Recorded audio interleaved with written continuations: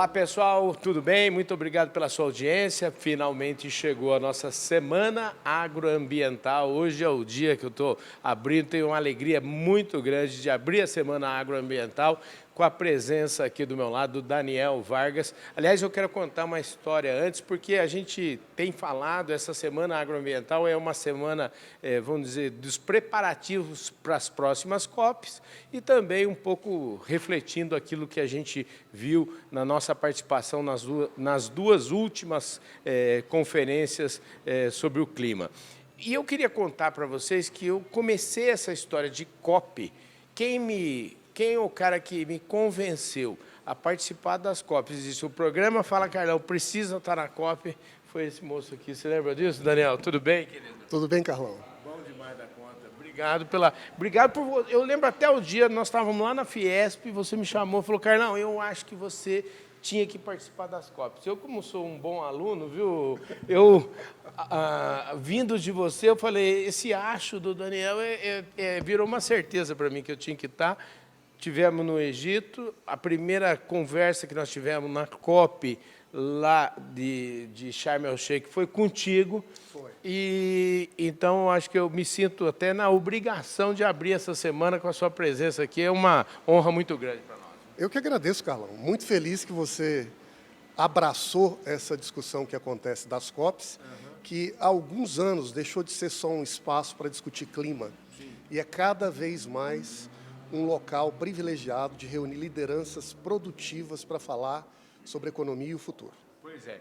Isso, eu me lembro na abertura, você falava já isso em Sharm el-Sheikh, o ano passado, inclusive, você alertava lá em Dubai para o fato de que a discussão parecia que começava a caminhar para uma espécie de, dizemos assim, a gente ia ser, em vez de a gente fazer parte da equação e da solução, alguém lá estava começando, as pessoas estão começando a nos, vamos dizer, fazer com que o agronegócio brasileiro acabasse tendo que pagar essa conta. O que mudou de lá para cá? Ou, se você quiser, faz um resumo do que está rolando. Eu acho que o alerta continua vivo, Carlão. O que a gente sabe é que as COPs foram estruturadas ao longo dos últimos 30 anos em torno de 3 ideias básicas. A primeira delas é que a gente precisa agir para reduzir emissões para garantir o equilíbrio do clima. A segunda é que a fonte predominante dessas emissões está no setor de energia, sobretudo na queima de fósseis, como carvão e petróleo.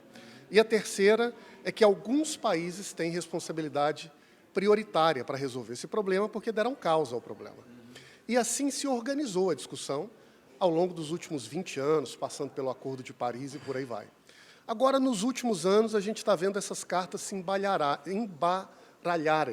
de uma maneira, às vezes, curiosa, para olhar para outros setores como tendo uma responsabilidade, quem sabe, maior do que a devida para resolver o problema. E é nesse novo momento em que a gente se encontra, é que a gente observa uma preocupação crescente com o chamado uso da terra, sobretudo com a agricultura e com a pecuária. E aqui fica o alerta, né? Nós sabemos que 70% das emissões, ou algo em torno disso, é associado a outros setores da economia, ligado ao setor de energia, e o setor de alimentos e de uso da terra tem características próprias, particulares, e, além de tudo, tem um elemento central que nenhum outro setor possui, que, se por um lado ele emite, por outro ele sequestra. Se ele tem, de alguma maneira, uma tarefa de melhorar a sua forma de produzir, para estar em equilíbrio com o meio ambiente, por outro lado, se bem produzido e bem gerido, ele pode ser uma grande alavanca para produzir não só alimento, energia, mas também sustentabilidade. Mas é importante entender isso. E eu creio que muitas vezes nos debates internacionais a gente tende a ignorar ou a menosprezar essas virtudes que o setor de alimentos possui. O fato das COPs aí, Dubai, Emirados Árabes Unidos, grande produtor de petróleo, a gente vai ter Azerbaijão também, idem. Isso é coincidência, talvez, que esse deslocamento aí do diálogo, tirar o foco do petróleo para pôr o foco nos sistemas alimentares? Carlão, eu torço para que não, mas é uma grande ironia. Se você imagina que existe uma espécie de preocupação iminente com a queima de energias fósseis, sobretudo do petróleo, e nós temos um palco organizado para discutir o futuro do mundo em alguns dos países que têm a sua economia estruturada em cima do petróleo, será que esse é o melhor lugar para a gente discutir a substituição dos usos dos fósseis por energias alternativas? Ou será que a gente vai ter ali um espaço de lobbies e de privilégios para só empurrar o problema com a barriga para o futuro? Mas eu prefiro até, Carlão, se me permite, fazer uma outra análise dessa situação. Quem sabe, essa pode ser uma análise mais otimista. Se é verdade que nós estamos discutindo o futuro da transição energética em países baseados numa economia fóssil do petróleo, agora nós teremos uma COP no próximo ano, em 2030, em 2025, no Brasil, a COP 30, que é um país produtor de alimento. E a grande pergunta, portanto, é como que nós podemos ou devemos fazer desse palco brasileiro, que tem um manancial florestal ímpar no mundo, que tem uma produção de energia relativamente limpa se comparada com qualquer outro país, que tem uma responsabilidade pela garantia da segurança alimentar no planeta, ser um espaço para a gente trazer o mundo para discutir o futuro do planeta sobre o viés da produção, em particular da produção nos trópicos, para que o mundo compreenda a realidade dos trópicos e como aqui, talvez de uma forma que nenhum outro país tenha ainda percebido ou tenha a capacidade, nós podemos celebrar um casamento da produção, do investimento produtivo com a sustentabilidade, com a preservação florestal e com o equilíbrio do meio ambiente. Agora, Daniel, a gente não pode desconsiderar o fato de que somos os anfitriões, né? Ditaremos a pauta? Eu quero saber, essa é uma pergunta importante, e eu queria saber como é que é a sua visão. Qual é a pauta, Carlão? Essa, a pauta da produção de alimentos. E eu fico imaginando o seguinte, nós não temos pauta ainda. Essa é a sua resposta. Olha, Carlão, nós sabemos que existe uma pauta tradicional no debate do planeta. Essa é uma pauta que olha para o problema do clima, que contempla o objetivo de mitigar emissões e que vem cada vez mais acendendo alertas, impondo restrições, sobretudo a países produtores do Sul. Essa pauta a gente conhece. A pergunta que eu me faço é qual é a pauta brasileira nessa discussão da COP30 que vai acontecer entre nós. Nós vamos simplesmente ciceronear uma discussão convencional que o mundo faz, ou nós vamos tropicalizar, como fazemos com a produção de alimentos no campo, como fazemos com os valores, com a nossa cultura, essa agenda climática internacional que se impôs. Eu creio que aqui a grande tarefa e o grande desafio é que o Brasil se mobilize a partir do seu setor produtivo para definir a agenda que nós queremos que o mundo debata aqui. Do contrário, nós vamos debater as ansiedades, os preconceitos, os desejos dos outros e não os nossos. Daniel, eu vou fazer uma hipótese aqui, e essa hipótese, se nosso saudoso Alisson Paulinelli estivesse vivo e aqui, eu recomendaria a ele que escrevesse essa pauta. E você que conhece bem as ideias e conhece conhece o legado do Alisson Paulinelli, e faz de conta que eu virei o presidente da COP no Brasil e eu acabei de delegar a você para escrever essa pauta e para colocar essa pauta no debate. Qual seria? Essa é uma pergunta boa, Carlão. E eu acho que aqui existe um desafio que pode ser uma oportunidade para o Brasil. Nos últimos 25 anos, nós debatemos o problema do clima de um conjunto de países situado basicamente entre o paralelo 30 e 60 do planeta. São os países temperados, em particular os Estados Unidos e, sobretudo, a Europa. Agora, a gente sabe que para essa agenda climática avançar, ela precisa, de fato, abraçar e envolver os países do restante do mundo, da América do Sul, da África e do Sudeste Asiático. E, para fazer isso, ela precisa se abrir e redefinir os parâmetros e critérios segundo os quais nós vamos organizar essa rota para a chamada transição verde, para a transição climática.